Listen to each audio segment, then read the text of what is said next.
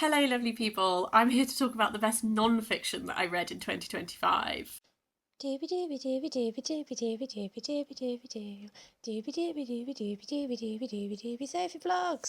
I feel like my fiction book recommendations are always longer, but my non-fiction recommendations are always like absolute bangers. So I'm just going to talk you through the best non-fictions I read last year, kind of just going in order of when I read them, but I am going to start with the one that I think most of you know will be on the list, and that is The Garden Against Time, In Search of a Common Paradise by Olivia Laing, because I have talked about this book all year about how much I loved it.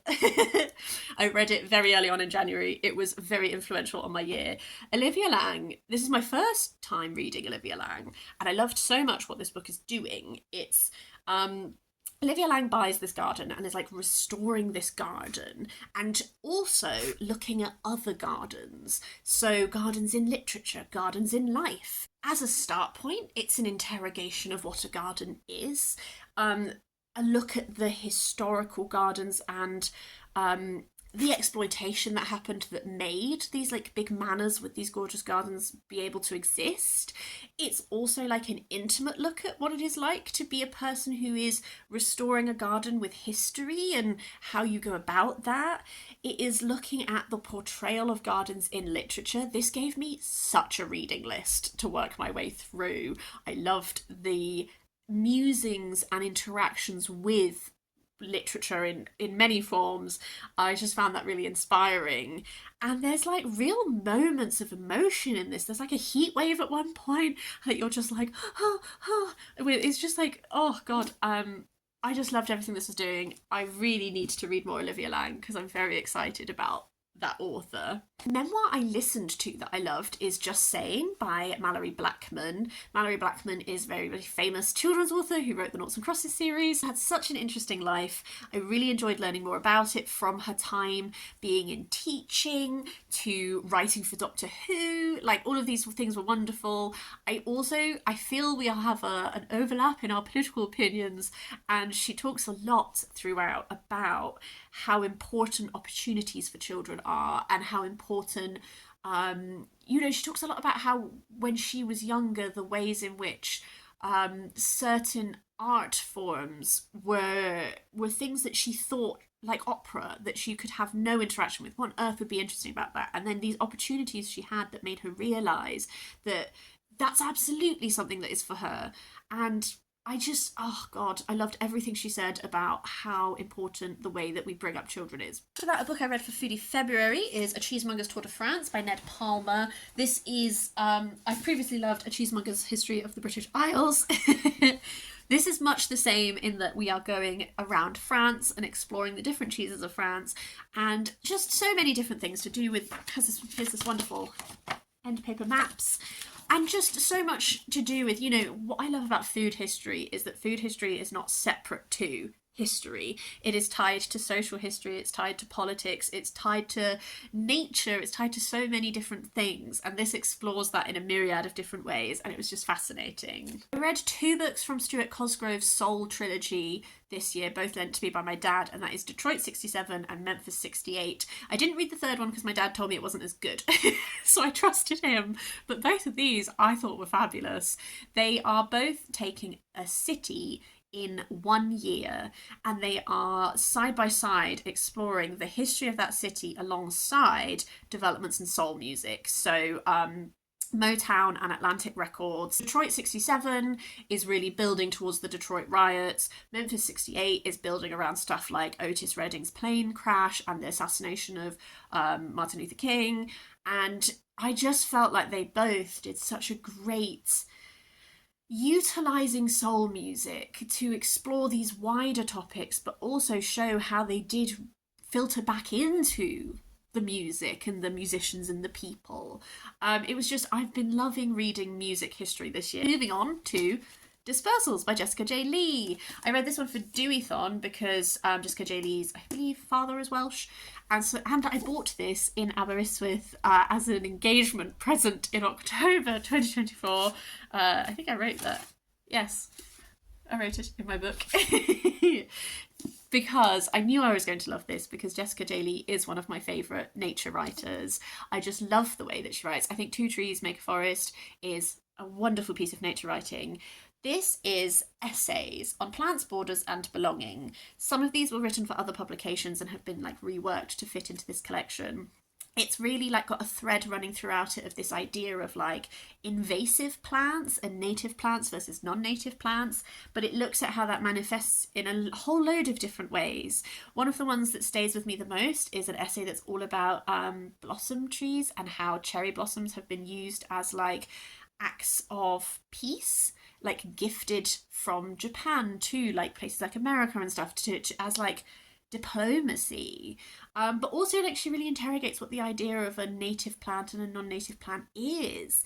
And I just, once again, this was just like such a thought-provoking collection. I think she writes in like a really reflective, lovely way. I'm just always going to read whatever Jessica J. Lee writes because I love it. I have 2 more books that I read for Deweython as well, actually. Deweython is a readathon. It happens every March and it's dedicated to reading Welsh books set in Wales, books that have any tie to Wales, essentially. So I read Brittle with Relics, didn't write down the author name, Richard something. All books will be in the description down below. But Brittle with Relics is a look at the history of Wales, and I can't remember what year it begins with. The cover will be here, and then it goes forward. And honestly, just an absolutely fantastic, brilliant, thorough, but also accessible look at Wales in this time. I just thought it was great. I've read quite a lot of Welsh history books by now. My fiance is he's a Welsh speaker. He didn't grow up in Wales, but his grandparents were Welsh, so he's very passionate about the history of the place. So this, I think, was a really great non-fic. I also absolutely adored Tia, The Story of the Welsh Landscape by Carwyn Graves. If I could put power into Carwyn Graves' hands to like make change, I would.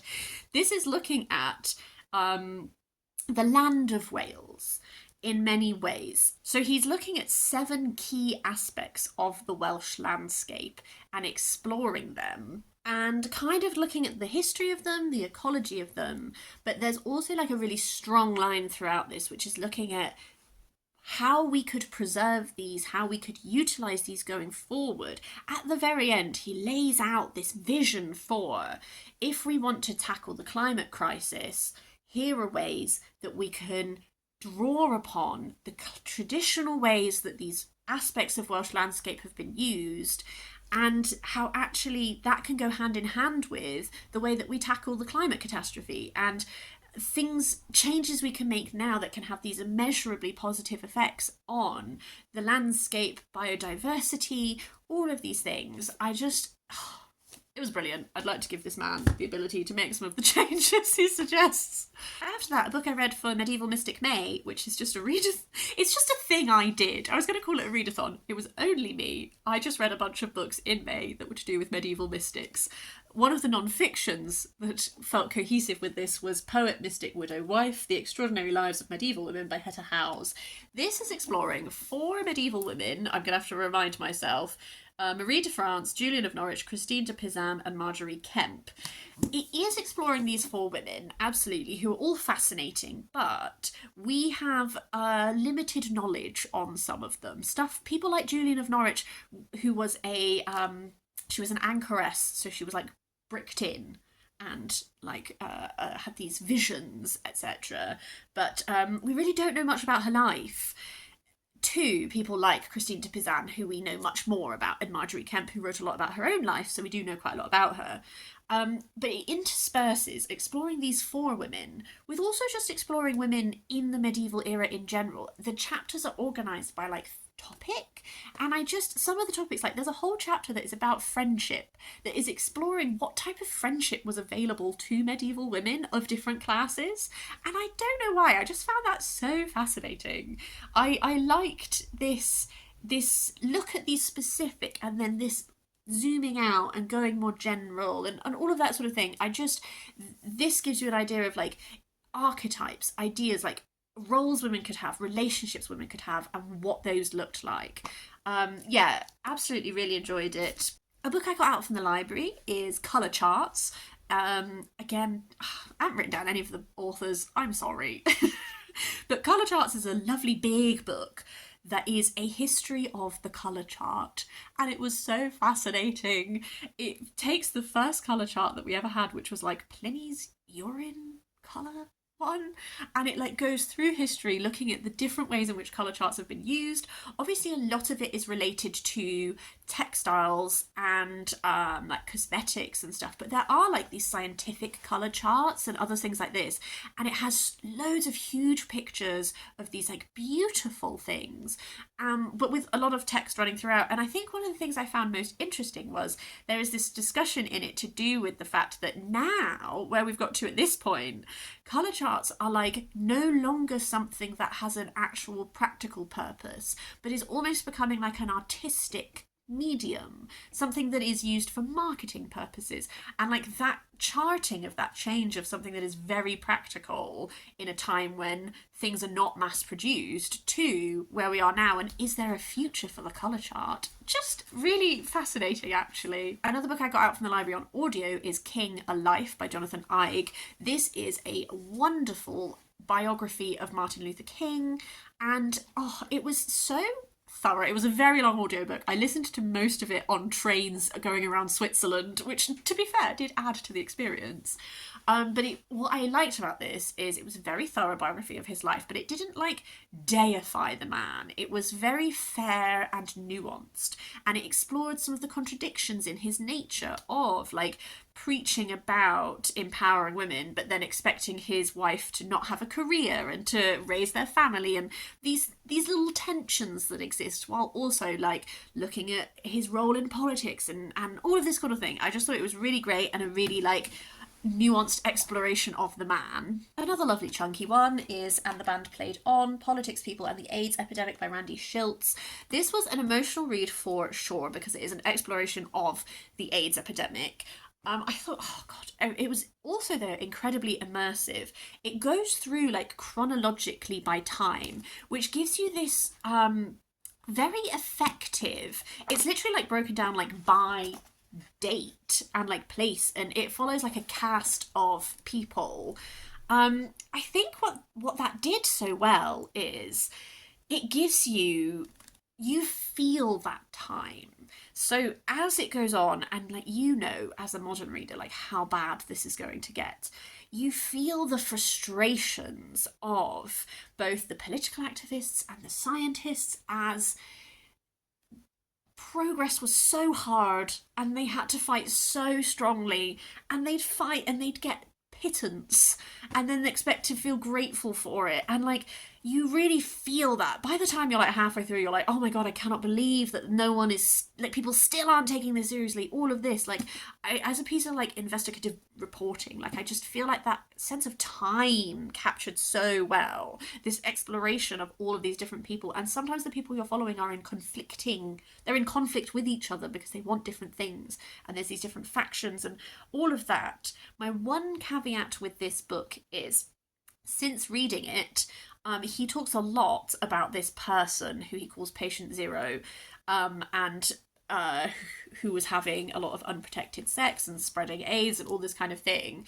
And since this was published, it has come out that that person's role in the epidemic may have been exaggerated, and it also seems that the publishers pushed Randy Shilts to make that thread quite strong as like a marketing aspect that they could exploit. So I do think that this does a really good job, particularly if you're not super familiar with the epidemic and the people involved and the work and all of the activism and all of that kind of stuff. I think it captures all of that really, really well.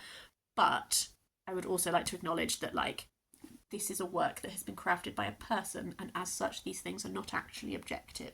A book I read because of The Garden Against Time is Modern Nature by Derek Jarman. I have spoken this year about how much I loved this book. It is a diary of Derek Jarman taking this garden that is like, it's a garden that seems quite hard to grow in. Like it's on the southeast coast, I believe, and it's like the soil is very sandy, you get these really strong winds, and he's like trying to grow this garden, and I got so invested in him trying to grow this garden. And then simultaneously it is he was a film director, so you get some insights into filming some of his films and like the creative decisions he's making and the influence he has and all that kind of thing, and then also his experience with AIDS, and he starts to become quite ill as this book goes on, and that was very moving. And I really like books, particularly non-fiction, that are like memoirs or that kind of thing. I really like when they interweave lots of different strands. That's just, when you're like, I'm aware of my preferences. And I just found all of the different threads he was bringing very interesting, and then I found his own experience very moving, and that's why I'm really interested to explore more of his work.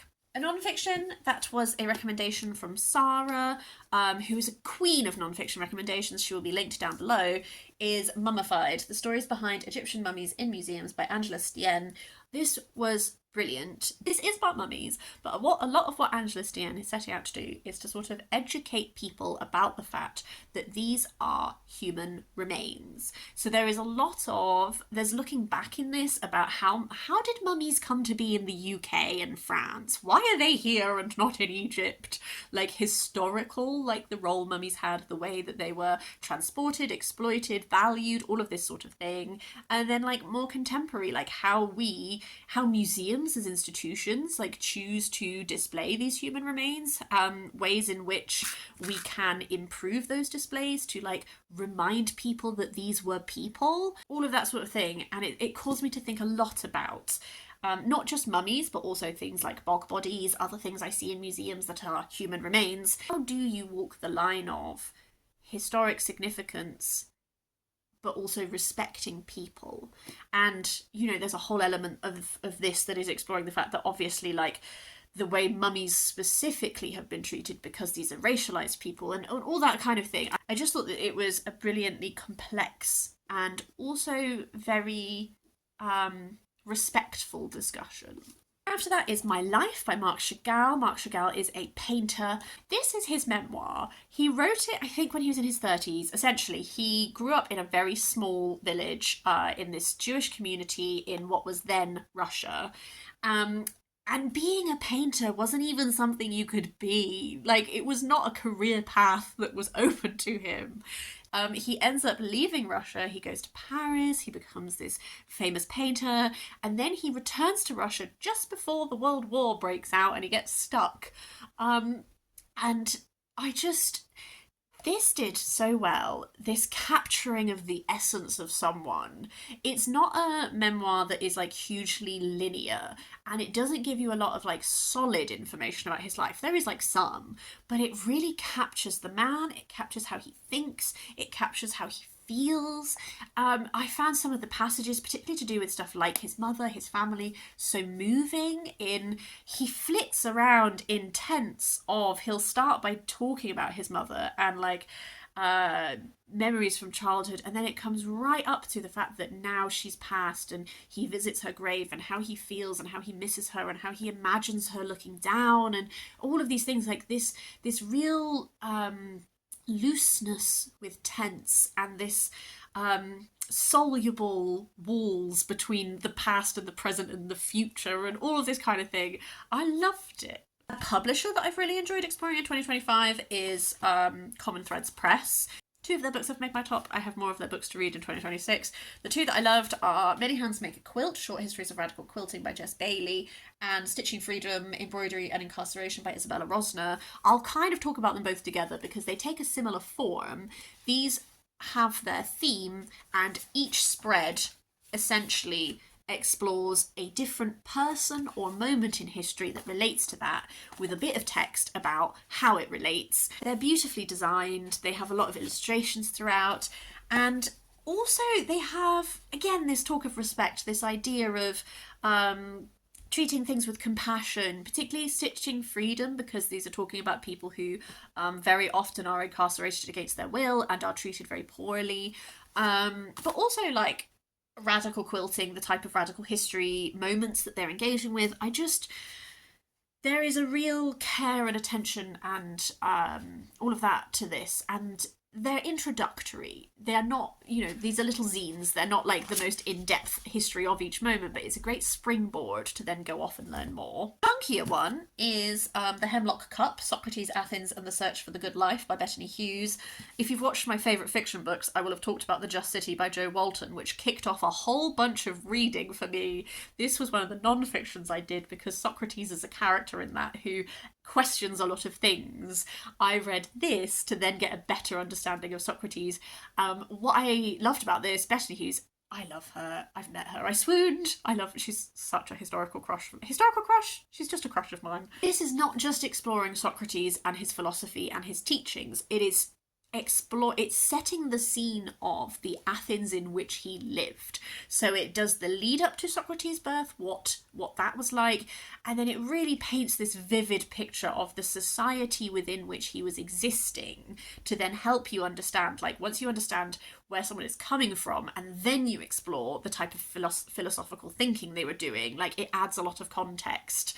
I just think Bettany writes such accessible, engaging nonfiction. She often has quite short chapters, and she often will, you'll have one chapter that's just on this very niche thing that helps flesh out the world, and then the next chapter will be on something completely different. So I find her quite easy to like dip in and out of, but you come away with this very rich understanding. 2 books from the library. Home by Frances Pryor. This was my first Frances Pryor. I'm not very well versed in prehistory. So this was a really interesting book because it goes really far back in prehistory, and then you go like forward, like Mesolithic, Neolithic, and like you bring more contemporary.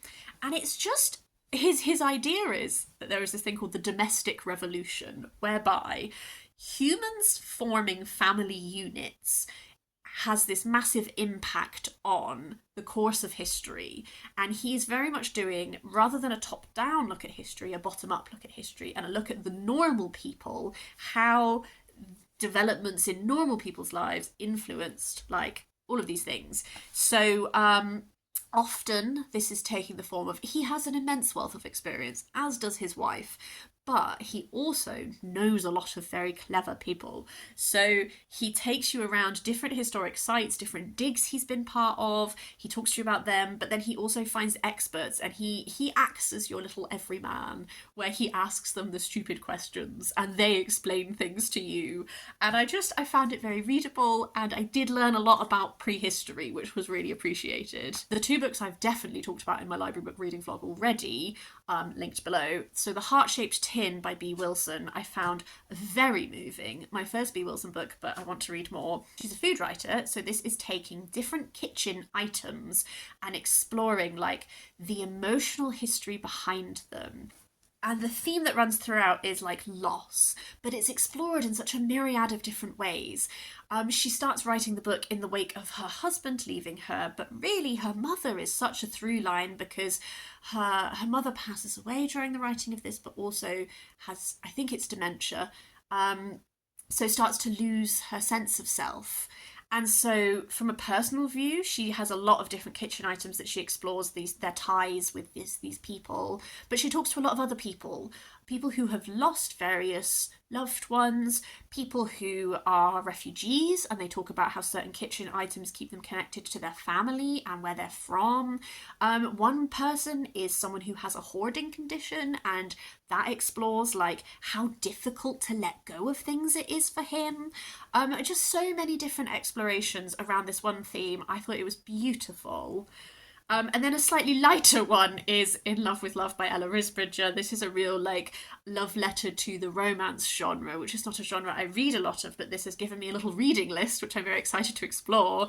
And it's looking at the romance genre. It's looking at how we interact with the romance genre, like things that are really popular now, like why could that be? The role that romance has had in literature. Like it's just a real like from a place of love exploration of this genre. And ultimately is Normal Women, 900 Years of Making History by Philippa Gregory. This is such a chonker. I found it absolutely fascinating. It's an exploration of normal women throughout history. It begins with the Norman invasion and then it comes all the way up, and it's just exploring all of these topics recurring throughout time. What I found, the sense I got from this was this, when you zoom out, so it's like she talks about lots of individual women, but not in a lot of depth. They're there. Also, this like mosaic that is making this person. That's very much the vibe, is like lots of little examples sprinkled throughout of individuals, and then this overarching, like, what were